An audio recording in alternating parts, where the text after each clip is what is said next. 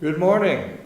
Good morning. Welcome to the Unitarian Universalist Meeting House in Springfield, Vermont.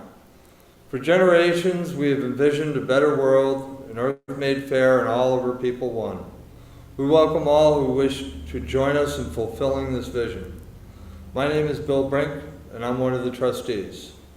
If you're a guest with us today, we invite you to simply enjoy being with us. You're welcome to join us after the service for refreshments and conversations. Thank you.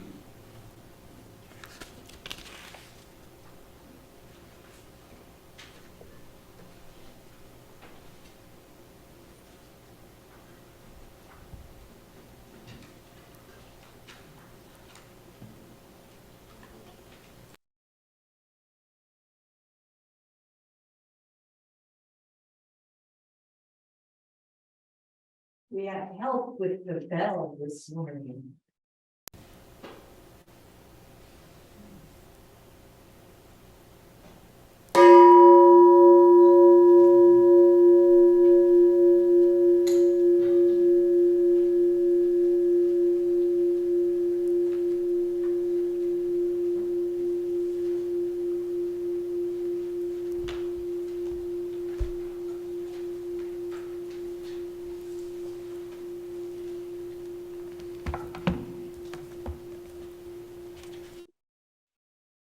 Holy and beautiful, the custom which brings us together in the presence of the Most High, to face our ideals, to remember our loved ones in absence, to give thanks, to make confession, to offer forgiveness, to be enlightened, and to be strengthened. Through this quiet hour breathes the worship of ages, the cathedral music of history. Three unseen guests attend: faith, hope, and love. Let all our hearts prepare them place. Robert French Levins.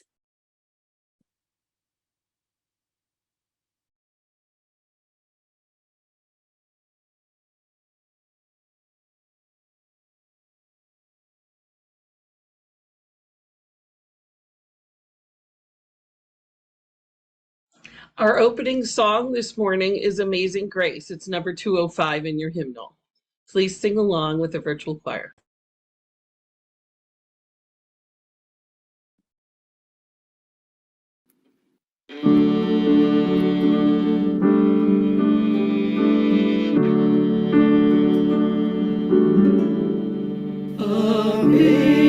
Amazing grace, how sweet the sound that saved a wretch like me.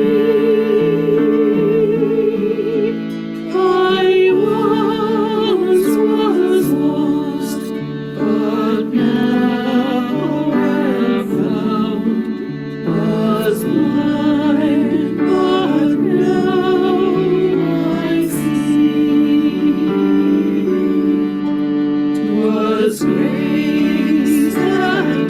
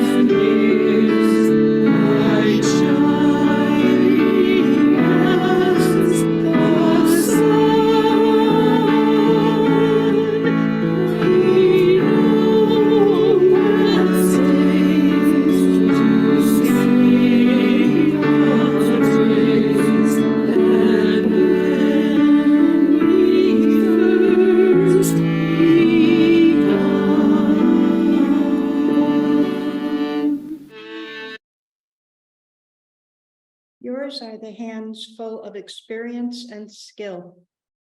Yours are the hands reaching out with compassion, taking time to show care, swiftly taking action. Yours are the hands gently touching your patients. You touch families too. Yours are the hands that show you care. You lift the hearts of those who suffer. Your hands celebrate the joy of healing. Your hands bless all they touch with the spirit of compassion. Thank you for sharing your abundance and gifts, for touching lives and lifting spirits. Blessings and thanks for the many works of your hands. May your hands bring healing to all you touch.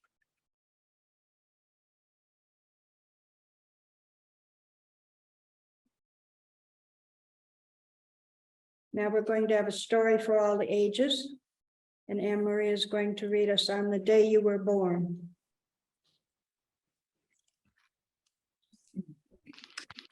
On the Day You Were Born by Deborah Fraser. On the eve of your birth, word of your coming passed from animal to animal. The reindeer told the Arctic terns, who told the humpback whales, who told the Pacific salmon, who told the monarch butterflies, who told the green turtles, who told the European eel, who told the busy garden warblers, and the marvelous news migrated worldwide. While you waited in darkness, tiny knees curled to chin, the earth and her creatures, with the sun and the moon, all moved in their places, each ready to greet you. The very first moment of the very first day you arrived.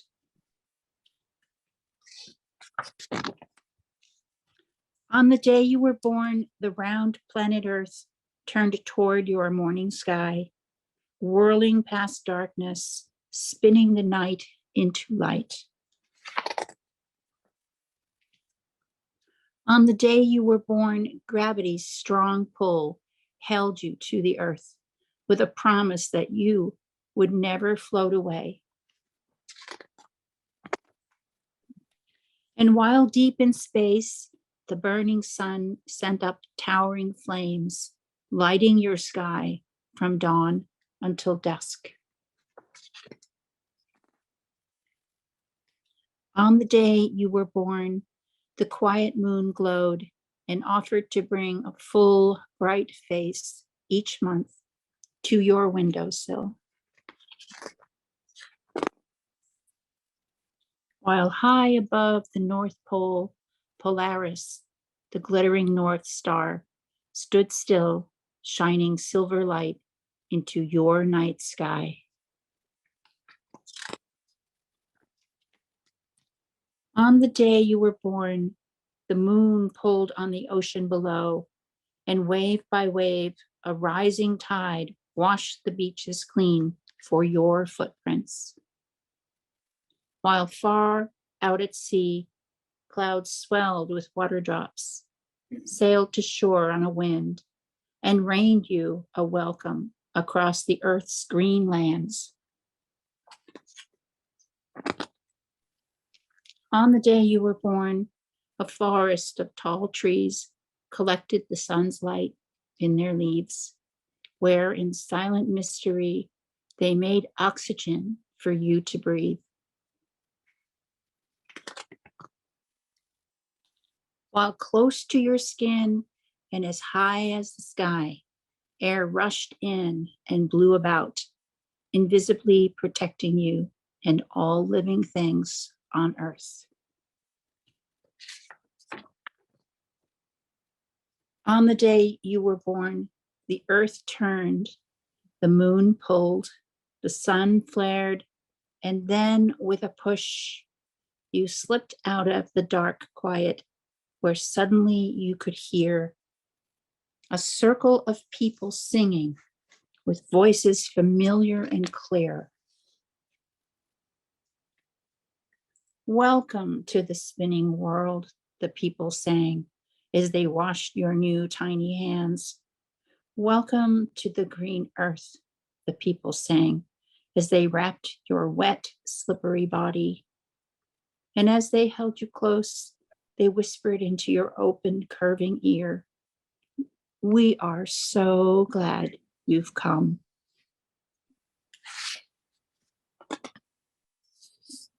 The end. Thank you.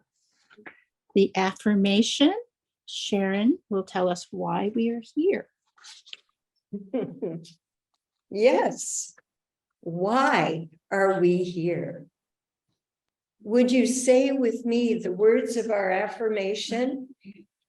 Love is the doctrine of this church. The quest for truth is its sacrament, and service is its prayer. To dwell together in peace, to seek knowledge in freedom, to serve the needs of all beings, to the end that all souls shall grow into harmony with the divine. Thus do we covenant with each other and with the source of our being. Thank you for sharing those words. Healing Hands by Tara Cox. Blessed are the hands that find those places rarely touched, with memories cleverly hiding for so long from so much. Their kind hands can hear the stories words cannot explain, daring to soothe the hours and the years of weariness or pain, full of grace, those gentle hands that truly, deeply feel us, for we do not know how much we hurt until a touch begins to heal us. What is the second one here? Okay.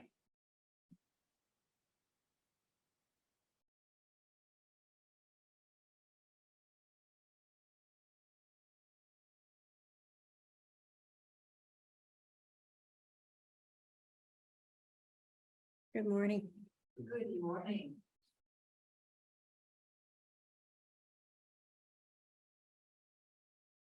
In this reading that I have used the term God, and that is because I was brought up with that term.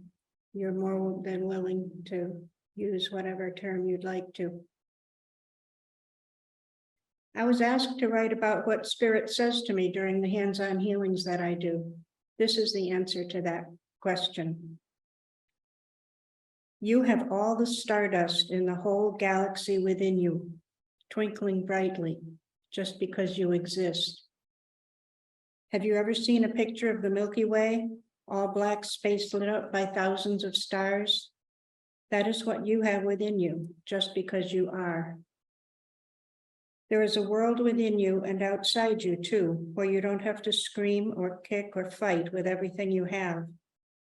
There is a world where you don't have to use your anger or feel your anger and shame. When it does come to you, for instance, if you do feel guilt or shame, you can just sit with it and accept it without taking any hurt away from looking at the shame. It just is. You can get rid of it. There is a place inside you where God and what Buddha calls the higher power live, where you can leave the pain behind you and live freely. There will always be space and love just for you because you exist. You exist. You are enough. You don't have to hurry or worry or work too hard just so you can be. You are precious beyond all time and love. You are priceless beyond all worth. You have superpowers. You can perform miracles with just an eyelash. You are free. You are deeply loved. You are love. We are all connected. We are never alone so long as there is one mushroom or droplet of rainwater left. We are connected to all things in nature, and all things in nature are connected to us. That is what my higher power taught me. When I was doing hands-on healings, most times I could sense the body and the person. Sometimes it was a blockage or a squeezed or pinched spot. Sometimes it was a sharp pain. Sometimes there was something extra that shouldn't be there, or in the case of surgery, something that was cut out. Sometimes I would feel what the person felt about themselves. Sometimes the person was feeling unmeritorious or undeserving.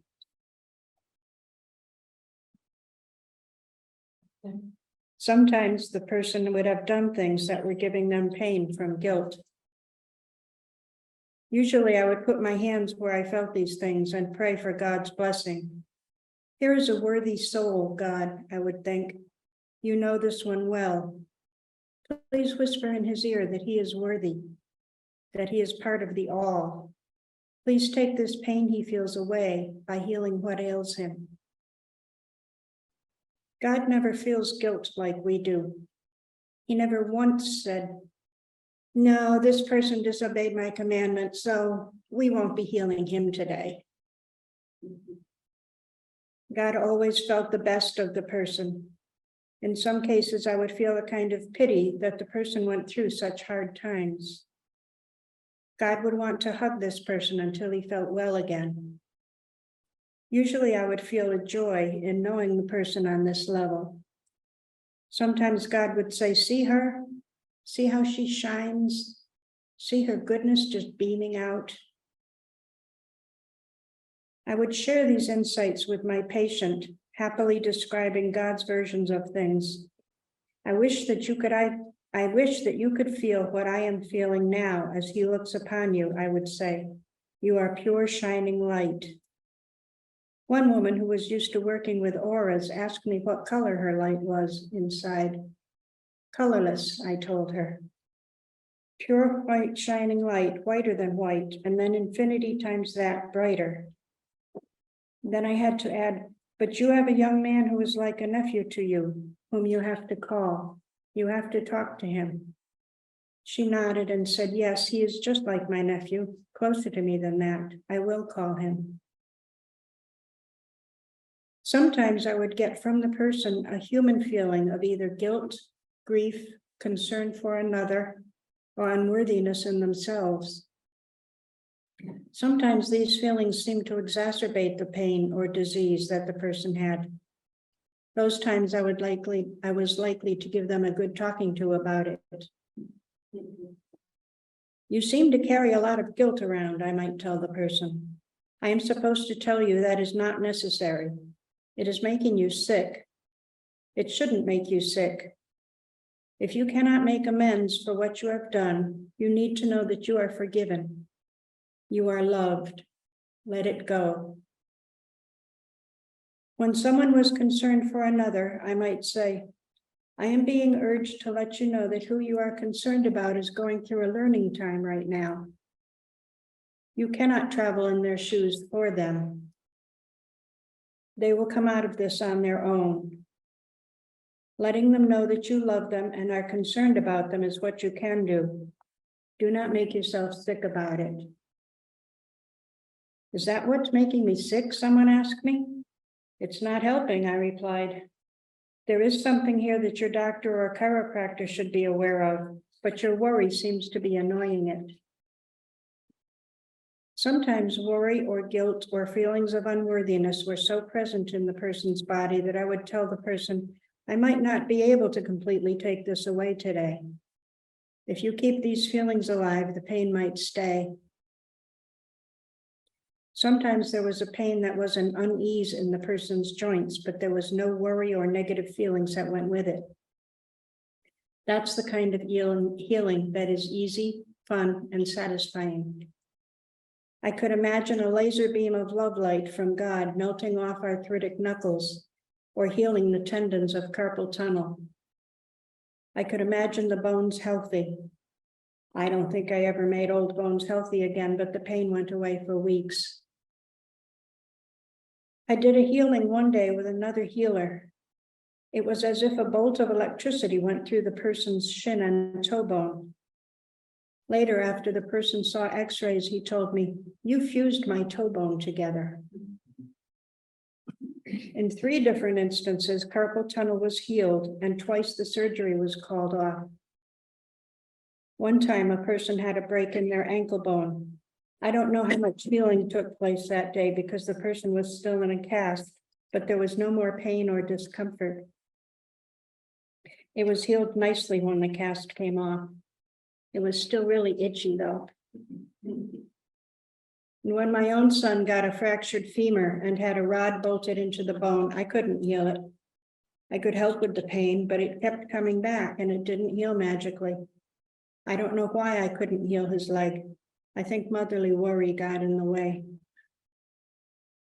There were many, many healings that God has done through my hands. Recently, my sister was fighting off a migraine and I hugged her hello and she was all better. That was a first. I was mindful during the hug, but I had no clue that God was working through me with his healing power. What I have learned through these healings is that God is a whole lot nicer than I am. He doesn't judge us. He accepts our failings and tribulations as learning opportunities. Everything is going to be all right. We have the opportunity to be forgiven every day. Sometimes I feel like an infant myself when Spirit speaks to me, because I feel so immature compared to him.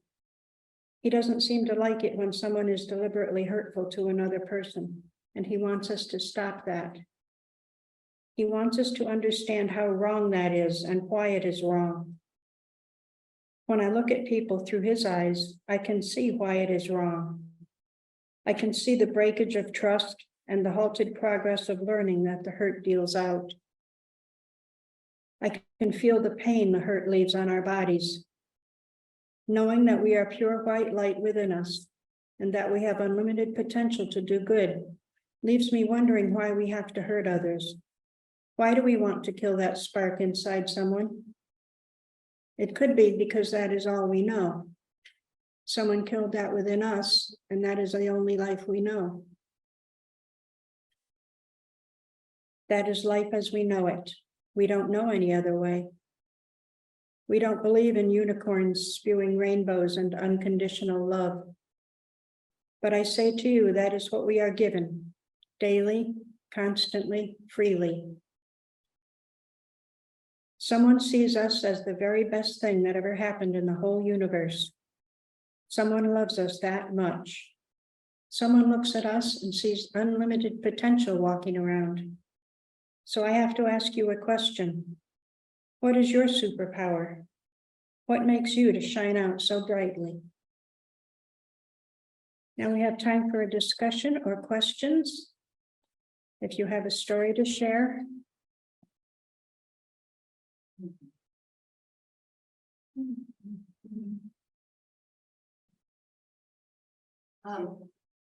Could you possibly tell us how this first came to you?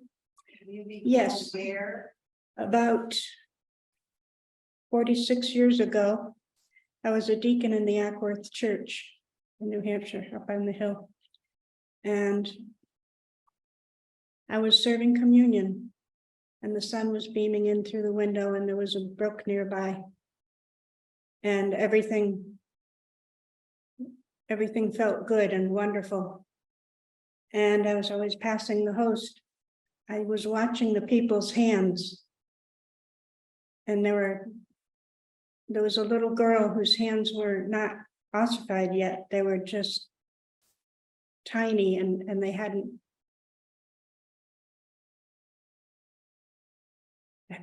turned into anything except hands. And beside her was her grandfather, and her grandfather was a farmer, and his hands had a story to tell. His hands were curved around the udders of the cows that he milked for 45 years. And then the mother sitting next to him, her hands were soft and beautiful and like an artist's hands with long fingers.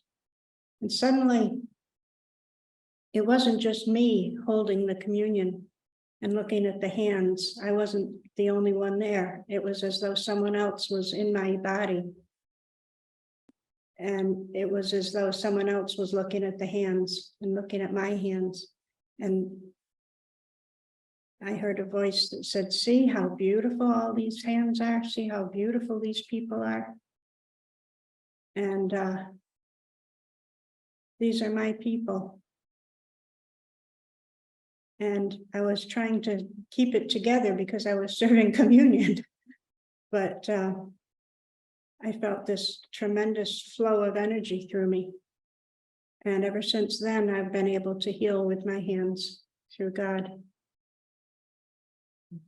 Sometimes it doesn't work. Sometimes it works. Usually it works for at least a little bit. And sometimes it completely heals. So, yeah. Yes.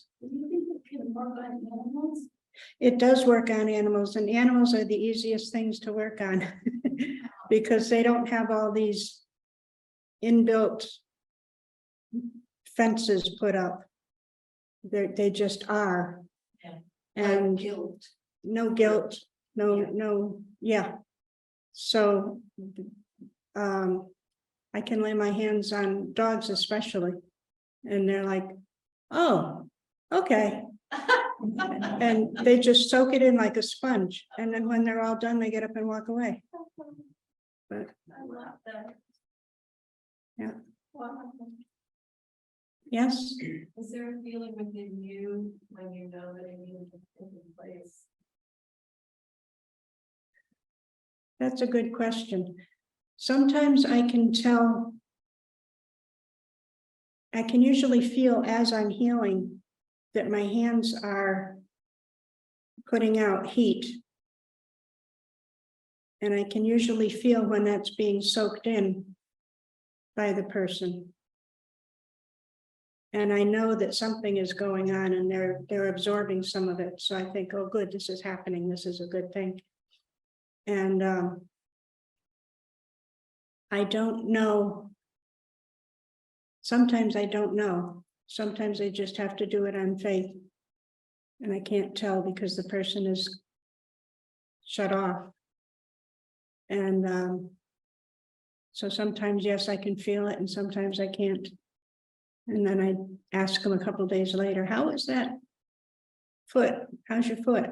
And they'll say, oh, what foot? or they'll say, oh, it was really good for a while, but I don't know, but it just hurts again today. So it's different. Yes. Go ahead.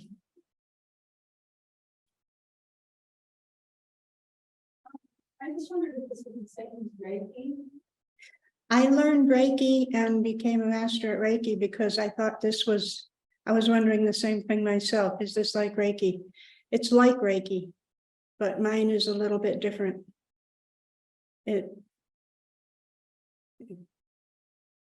came to me through a different way.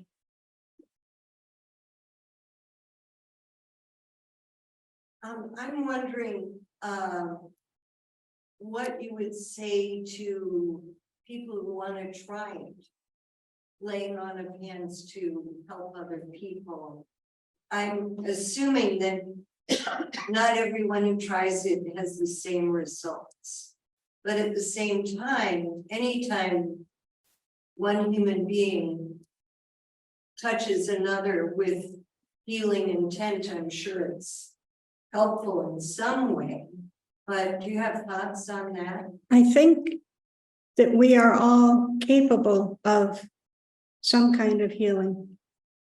I think especially if we're parents or grandparents, that we have done healing when we hold our young, when we hug our children. When the little child comes up to us and says, I have a boo-boo, and they want to kiss and you kiss it and it makes it all better. That's a kind of a healing.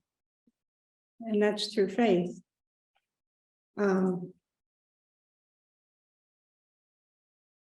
I think I would say go ahead and try it. If you can, if you want to. I usually pray beforehand. I like to put cold water on my hands and my wrists and shake them out a little bit beforehand. And just to get things flowing. And then just put your hands on where it feels good. And you can feel the energy sometimes. See if you can feel any energy and see if you can feel your hands getting warm. They do have Reiki classes all over that you can take. Yeah. I have experienced sometimes when my husband is restless, like trying to sleep and he's restless. I will put my hand on his chest and I will try to relax my arm and my hand and just let my energy just flow into him and slow my breathing down. And after a little while, I'll take my hand slowly off his chest and he will then slowly relax into deeper sleep. And it makes me just feel so good because I know that he is relaxed and it's worked. And then I can go to sleep.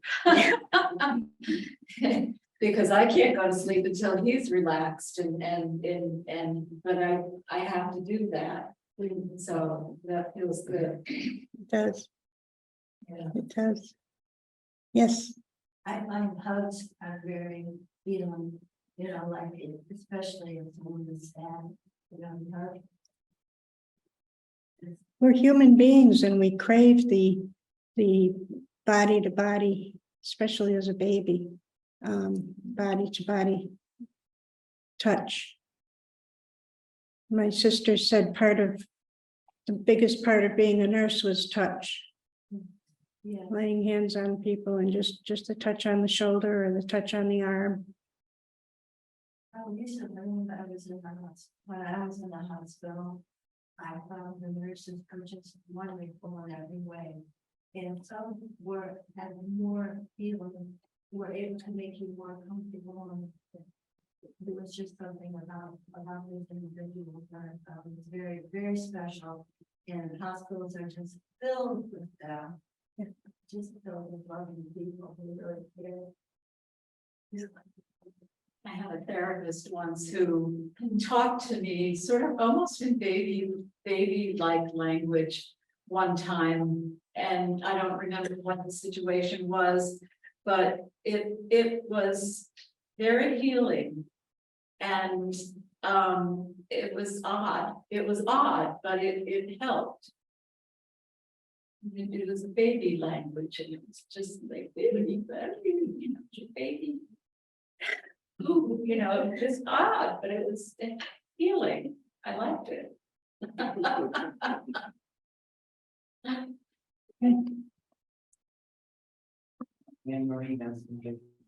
Well, Anne-Marie. Oh, I'm sorry. Oh, don't be sorry. I've been so focused on all these wonderful stories.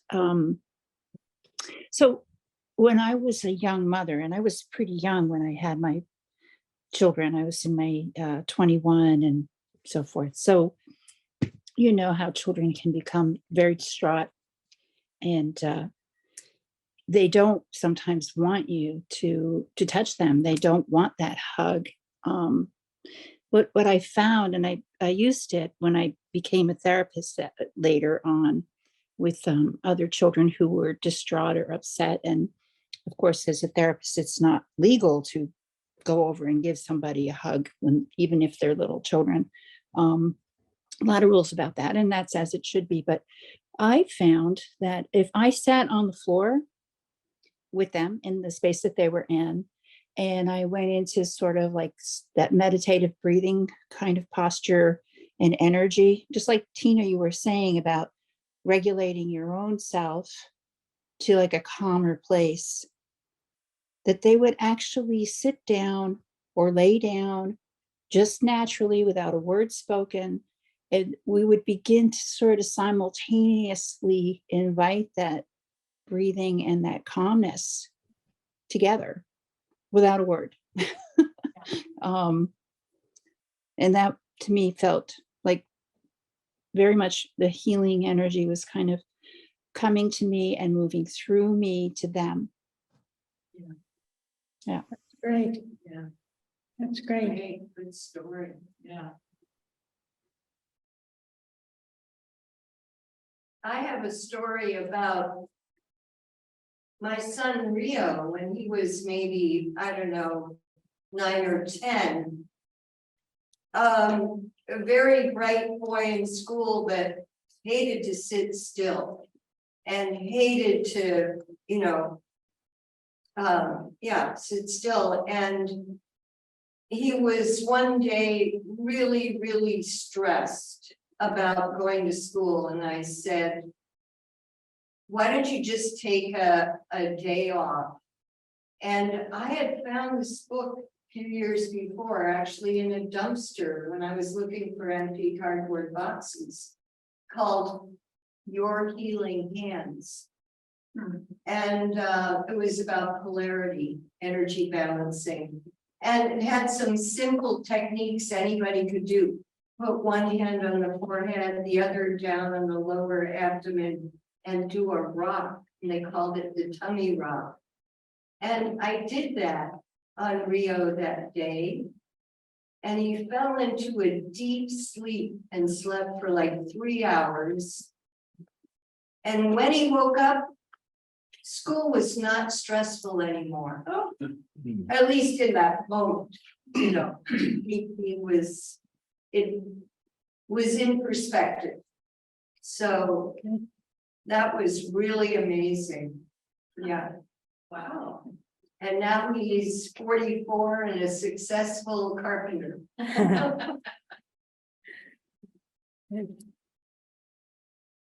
So we can sing This Little Light of Mine. It's number 118 in their hymnal. And the words will be up here. And they are actually, one of the verses is different in the hymnal than will be up here. Right, Julaine? Yeah, the third verse is different. Just slightly.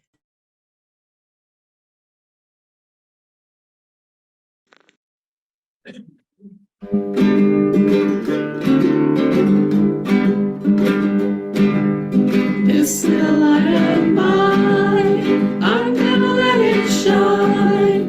This little light of mine, I'm gonna let it shine. This little light of mine, I'm gonna let it shine. Let it shine, let it shine, let it shine. Everywhere I go, I'm gonna let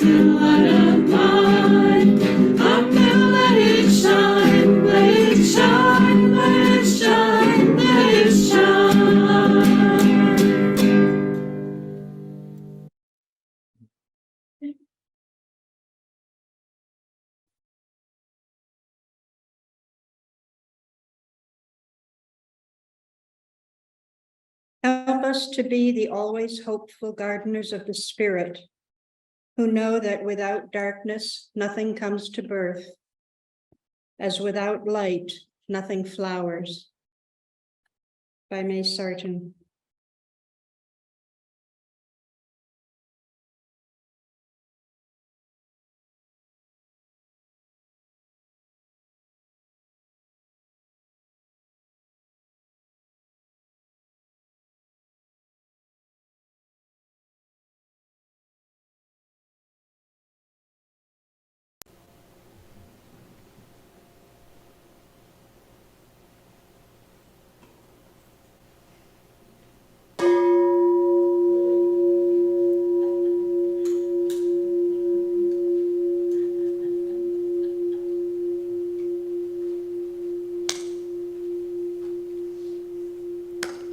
I think we have an excellent new bell ringer.